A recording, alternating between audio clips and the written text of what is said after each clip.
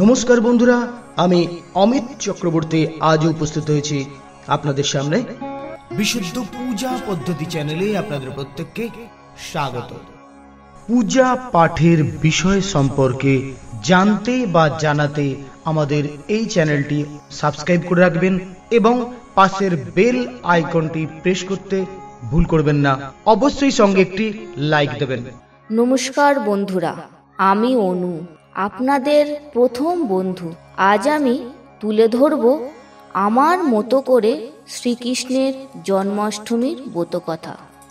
আমরা প্রত্যেকেই জানি, আজ থেকে 2 যুগ আগে স্বয়ং বিষ্ণু জন্ম নিয়েছিলেন এই ভাদ্র মাসে কৃষ্ণপক্ষে অষ্টমী তিথিতে, আজ যা জন্মাষ্টমী তিথি নামেই অভিহিত। স্বয়ং বিষ্ণু জন্ম নিয়েছিলেন গোপাল রূপে দেবকী মায়ের গর্ভে কারাগারে।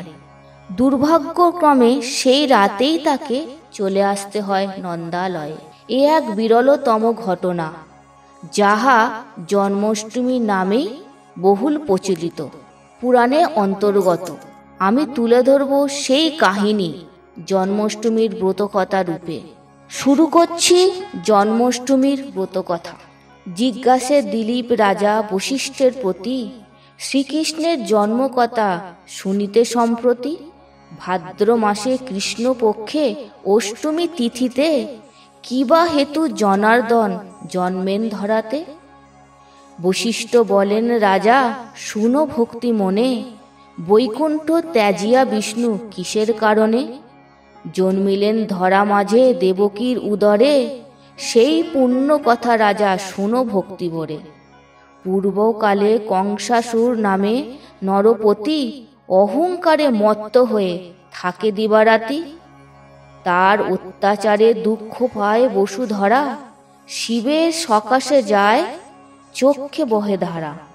পৃথিবীর দশা হেরি দেবশূল পানি, ক্রোধেতে অধীর হয়ে কইলেন তিনি, চলো ব্রহ্মলোকে যাই লয়ে দেবগণে, উপায় করিব সেথা কংসের নিধনে।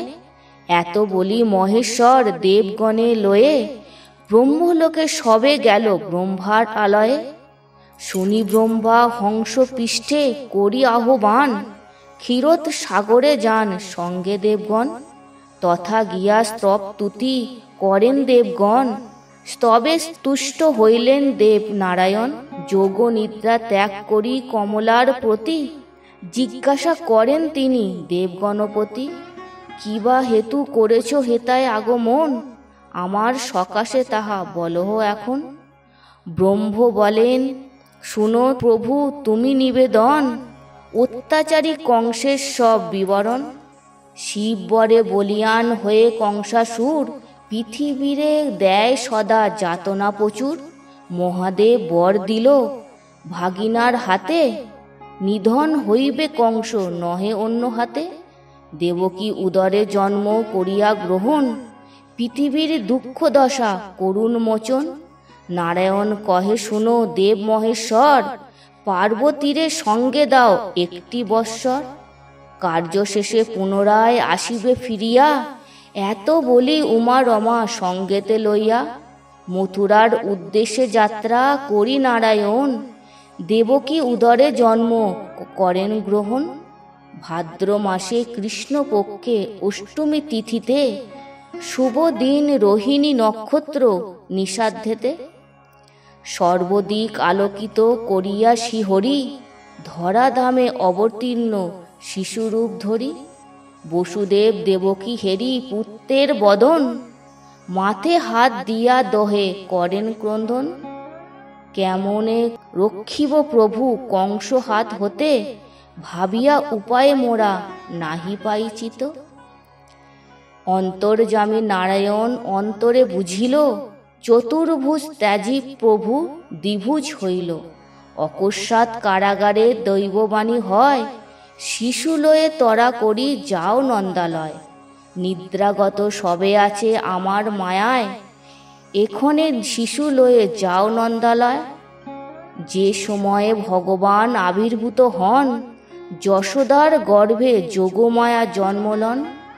অতঃপর ভগবান কন বসুদেব, নন্দালয়ে তারি রাখি আসিতে হইবে।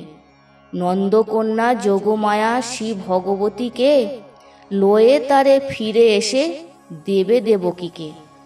যেই কালে বসুদেব গমন করিল, কারাগৃহে লোহদ্বার মুক্ত হয়ে গেল। ঘন ঘন মেঘগণ করিছে গর্জন, অবিরল বৃষ্টি দ্বারা হতেছে পতন। স্বয়ং অনন্ত দেব সর্পরূপ ধরি, বাড়ি নিবারণ জন্য কৃষ্ণ শিরোপরি। ছত্রের সমান ফনা করিয়া ধারণ, বসুদেব পশ্চাতে তিনি করেন গমন।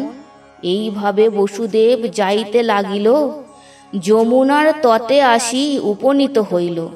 তুকুলে বহিছে বাণ, বসুদেব ভাবে, কেমনে হইয়া পার নন্দালয়ে যাবে।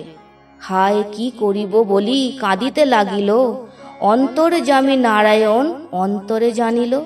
দেখিতে দেখিতে জল আসিল কমিয়া, শিবারূপে পার হয়ে যান মহামায়া। শিবার পশ্চাৎ ধরি বসুদেব যান, মায়া করি জল মধ্যে পরে ভগবান। বাসুদেব কাঁদে পূর্ণ শিরে হাত দিয়া, জল ক্রিয়া করে কৃষ্ণ যমুনারে নিয়া। যমুনার সাতপুরে কৃষ্ণকে পাইয়া, কিছুক্ষণ পরে কৃষ্ণ উঠিল ভাসিয়া। মহানন্দে বসুদেব তুলি লয়ে কোলে, যমুনা হইয়া পার আসিল গোকুলে। তারপর বসুদেব আসি নন্দালয়ে, যশোদার কাছে দেখে কন্যা আছে শুয়ে। মহামায়া প্রভাবেতে গোপ গোপী যত, কেহ কিছু নাহি জানে সবে নিদ্রাগত। যশোদার পুত্রকন্যা কিছু না বুঝিতে, জানে কোন দেব হেতা জনম লোভেছে। যোগ মায়া রূপে কন্যা দেবকীকে দিয়া, কারাগারে নিজস্থানে রহিল বসিয়া। যোগ মায়া প্রভাবে পুনবন্ধন ঘটিল, কারাদ্বার পুনরায় আবদ্ধ হইল।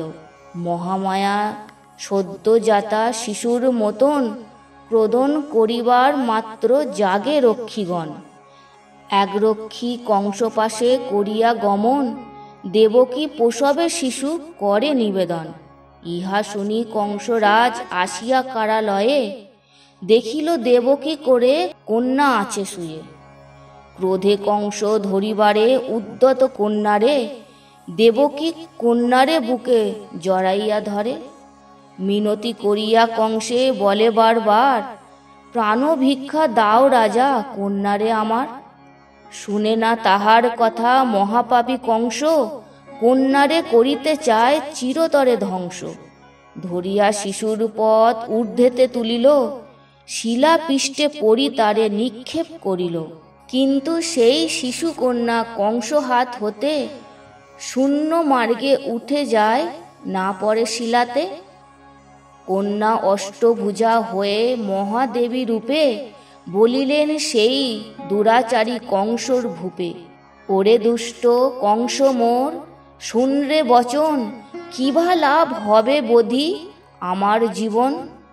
তোর শত্রু যিনি তিনি বালক রূপেতে, দিনে দিনে ক্রমে বাড়িতেছে গোকুলেতে। অতএব নির্দোষী দেবকী বসুদেবে, উভয়েরে হিংসা করি কিবা ফল হবে। এই কথা বলি কংসে মাতা ভগবতী, গেলেন কৈলাস ধামে যথা পশুপতি। মহামায়ার বাক্য কংস করিয়া শ্রবণ, চিন্তান্বিত হয়ে ওঠে মথুরার রাজন। কৃষ্ণ মারিবারে কংস বহু চেষ্টা করে, কিন্তু কিছুতেই কংস তাহা নাহি পারে।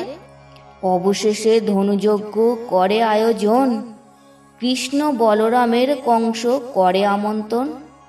সেই যজ্ঞে কংসে কৃষ্ণ বিনাশ করিল, বসুদেব দেবকীরে কারামুক্ত কইল। জন্মাষ্টমীর ব্রতকথা হইল সমর্পণ, জয় জয় কৃষ্ণচন্দ্র বল সর্বজন। এক মনে যেই জন কৃষ্ণ বলে ডাকে, সেই জন সর্বপাপে মুক্ত হয়ে থাকে। নরাধম শক্তিপদ কিছু নাহি জানে, অন্তকালে কৃষ্ণচন্দ্র রেখো শ্রীচরণে।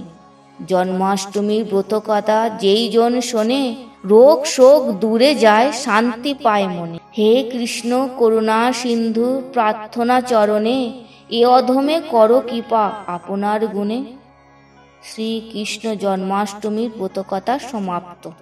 বন্ধুরা, এতক্ষণ তুলে ধরলাম শ্রীকৃষ্ণের জন্মাষ্টমীর ব্রতকথা। আপনাদের ভালো লাগলে লাইক এবং শেয়ার করতে ভুলবেন না। পূজা পাঠের এইসব তথ্য পাওয়ার জন্য সাবস্ক্রাইবটা করে নেবেন, পাশের বেল আইকনটা প্রেস করবেন, লাইক দিতে অবশ্যই ভুলবেন না। সঙ্গে থাকুন, ভালো থাকুন, দেখতে থাকুন বিশুদ্ধ পূজা পদ্ধতি। নমস্কার।